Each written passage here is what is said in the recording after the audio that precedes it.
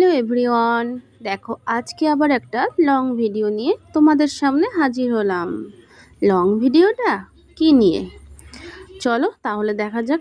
আজকে না অনেক দিন পর একটু রোদ উঠেছে, দেখো আকাশটা বেশ চিকচিক করছে, ভালোই লাগছে। আর একভাবে বৃষ্টি হলে তো ভালো লাগে না, তাই না? তো দেখো আজকে আমি পুরো নিরামিষ একটা রেসিপি নিয়ে চলে এসেছি। আজকে নিরামিষ রান্না বান্না বাড়িতে চলছে। মুগ ডালটা সিদ্ধ করে নিলাম ভেজ ডাল করবো বলে, আর এদিকে পনির কেটে নিয়েছি, আলু বেগুন ভাজা করবো বলে বেগুন কেটে নিয়েছি, বিনস গাজর ক্যাপসিকাম ছোট ছোট করে কেটে নিয়েছি, আর এদিকে টমেটো কেটে নিয়েছি আর আদা বেটে নিয়েছি। এদিকে ফ্রাইড রাইস করবো বলে চালটা 30 মিনিট মতো ভিজিয়ে রেখেছি, আর এদিকে বিনস গাজর ক্যাপসিকাম যেগুলো দেব ফ্রাইড রাইস আর ভেজ ডালে সেগুলো সিদ্ধ বসিয়ে দিয়েছি। এদিকে দেখি ভাতটাও প্রায় হয়ে এসেছে, তার আগে জলটা গরম বসিয়ে দিয়েছি, বেশ কিছুটা লবণ আর তেল আর গোটা গরম মশলা দিয়েছিলাম ফোড়নে, সেটা সবাই জানো, আর বেশ কিছুটা লবণ দিয়ে ভাতটা করে নিয়েছি। এদিকে কড়াইতে দিয়ে দিয়েছিলাম সাদা তেল, দিয়ে তারপরে দিয়ে দিলাম বাটার, দিয়ে পনিরগুলো হালকা করে ভেজে নেবো। আমার মেয়ে আবার পনির না ভেজে দিলে খায় না, ও আবার কাঁচা পনির পছন্দ করে না, বাটার পনিরে সবসময় কাঁচা পনিরই বেশি ভালো লাগে। দেখো আমি একটা পেস্ট করে নেবো। দিয়েছিলাম 2 চামচ মতো পোস্ত, আর 5-7টা কাজু বাদাম, চালমগজ, 2টো কাঁচা লঙ্কা, এটা শিলে বেটে নিয়েছি। টমেটোটাও শিলে বেটে নেব। আজকে আর মিক্সিতে কিছু করলাম না। দেখো পনিরটা আমি ভেজে নিয়েছি।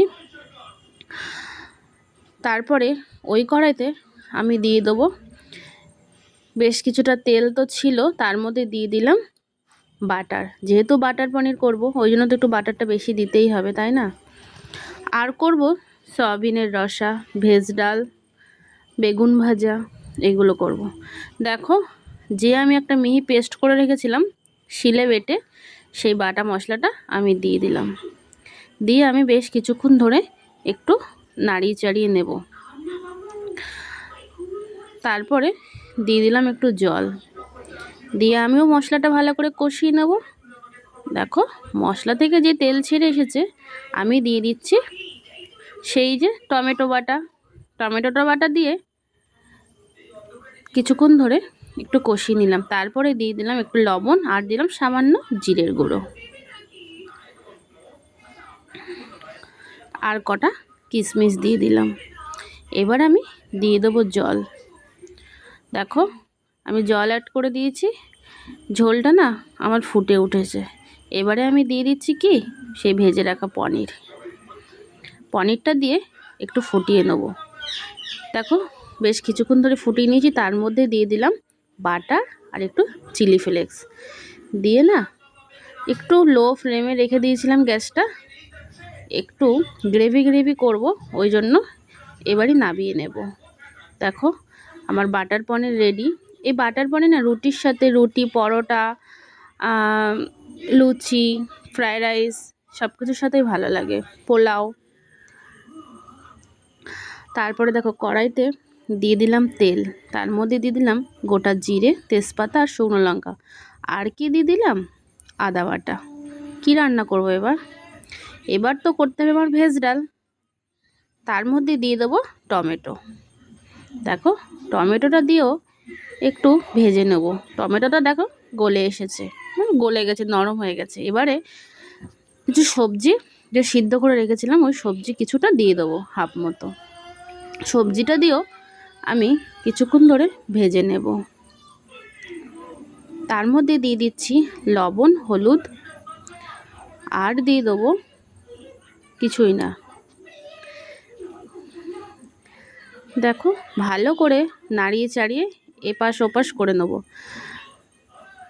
তার মধ্যে দিয়ে দিলাম সেই যে মুগ ডাল সিদ্ধ করা ছিল সেইটা দিয়ে দিলাম।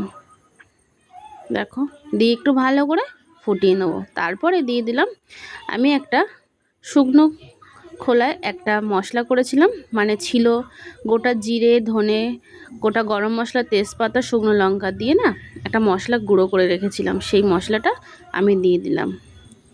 রেডি হয়ে গেছে আমার ভেজ ডাল।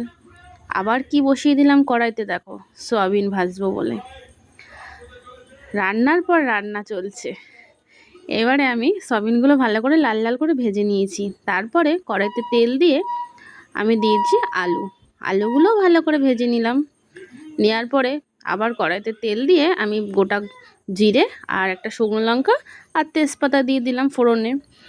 দেওয়ার পরে দিয়ে দিলাম আদা বাটা। তারপরে দিলাম একটা মিডিয়াম সাইজের টমেটোটা যে একটু নরম হয়ে আসছে, তার মধ্যে আমি দিয়ে দিলাম একটা মশলা করে রেখেছিলাম জলে মিশিয়ে। তাতে ছিল জিরের গুঁড়ো, লঙ্কার গুঁড়ো, লবণ, হলুদ আর ছিল ধনের গুঁড়ো। দিয়ে আমি মশলাটা ভালো করে কষিয়ে নিয়েছি, তেল ছেড়ে এসেছে। এবার আমি সেই ভেজে রাখা সয়াবিন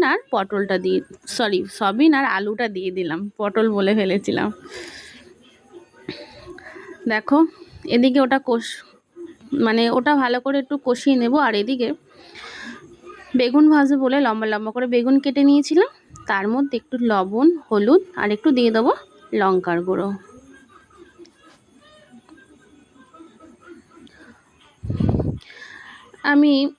আমি কিন্তু গোল গোল বেগুন ভাজার থেকে এরকমভাবে বেগুন ভাজা খেতে ভালো পছন্দ করি। কেন ভালো পছন্দ করি জানি না, আমি যখনই বেগুন ভাজি লম্বা লম্বা করেই ভাজি, আমার ভালো লাগে। তোমাদের কি ভালো লাগে এরকম লম্বা লম্বা করে বেগুন ভাজা? দেখো বেগুনের গায়ে আমার ভালো করে মশলা মাখানো হয়ে গেছে, কি সুন্দর লাগছে। দেখো এদিকে আবার সয়াবিন আলুটা যেভাবে রেখেছিলাম সেইভাবেই রয়েছে। হাত তো আমার দুটো, তা এক হাতে নাই সয়াবিন কষাচ্ছিলাম আর এক হাতে নাই বেগুনে মশলা মাখাচ্ছিলাম, কিন্তু তা তো হবে না, বাঁ হাত দিয়ে কি আর মশলা মাখানো যায়? তো ডান হাতই তো কাজে লাগাতে হবে, তাই না? দেখো আমি এপাশে কড়াইতে তেল দিয়ে বেগুনগুলো ভালো করে ভেজে নিচ্ছি। এবারে সয়াবিনে দিয়ে দেবো জল। সয়াবিনটা কিন্তু অনেকক্ষণ ধরেই কষিয়ে নিয়েছি। দেখো সয়াবিনে দিয়ে দিচ্ছি জল, সয়াবিনটা কষানো হয়ে গেছে।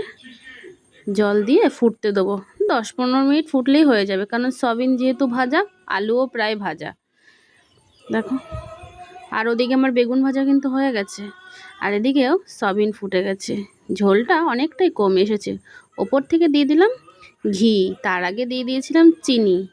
একটু মিষ্টি মিষ্টি খেতে হয়, নিরামিষ একটু মিষ্টি না দিলে তো ভালো লাগে না।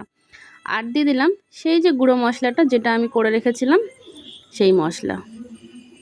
দেখো আমার সয়াবিন রেডি হয়ে গেল। এবার আমার কি করতে হবে চলো। এবার তো আমি ফ্রাইড রাইস করব, ওই জন্য আমি দিয়ে দিলাম বেশ কিছুটা ঘি কড়াইতে। আর আমি ফ্রাইড রাইস করার জন্য যখন আমার রাইসটা হয়ে গেছে, আমি তখন লবণ, চিনি আর যে সবজিগুলো সিদ্ধ করে রেখেছিলাম সেই সবজিগুলো না ভেজে নিয়েছিলাম। সেই ভাজা সবজিটাও আমি মিশিয়ে রেখেছিলাম। মানে টাইমটাও বেশিক্ষণ আমার ছিল না, হাতে শর্ট টাইম ছিল, ওই জন্য ভিডিওটা আর করতে পারিনি। দেখো আমার লবণ, চিনি সবই মেশানো, সবজিও মেশানো ছিল। শুধু ওপর থেকে দিয়ে দিলাম আমুল দুধ আর সামান্য একটু গুঁড়ো মশলা দিয়েছিলাম, জয়িত্রী জায়ফল গুঁড়ো করা ছিল, সেই গুঁড়োর মশলাটা অল্প একটু দিয়ে দিলাম ওপর থেকে। আর দিয়ে দেবো একটু সামান্য মিঠা আতর, আর কিশমিশ, কাজু বাদামও সব মেশানো ছিল তার সাথে। আর দেব ঘি। দেখো রেডি হয়ে যাবে আমার ফ্রাইড রাইস। আমুল দুধ দিয়ে দিচ্ছি আবার একটু ওপর থেকে। দেখো আমার রান্না বান্না হয়ে গেল। আবার তোমাদের সবাইকে দেখিয়ে দিই আজকে কী কী রান্না করলাম। ফার্স্টে আছে ফ্রাইড রাইস, ভেজ ডাল, তারপরে আছে বেগুন ভাজা, তারপরে আছে বাটার পনির, আর আছে সয়াবিন আলুর রসা, আর শেষ পাতে রয়েছে মিষ্টি। এটাই ছিল আমার সেদিন দুপুরের আয়োজন। তো দেখো ভিডিওটি কেমন লাগলো অবশ্যই তোমরা কমেন্টস করে জানাবে। টাটা, সবাই ভালো।